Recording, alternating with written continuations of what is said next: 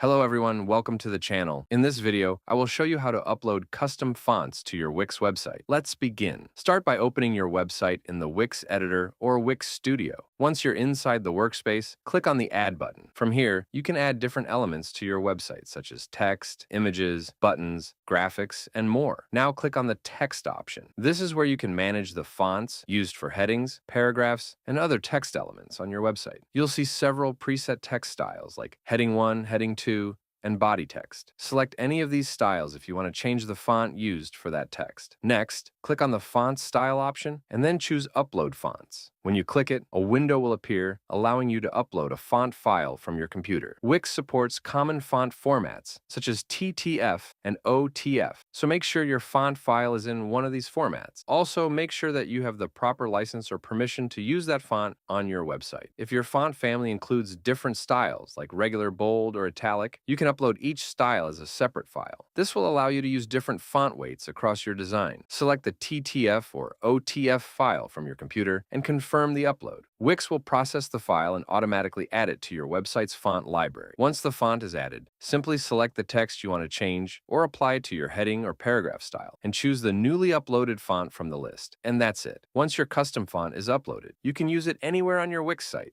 Thanks for watching.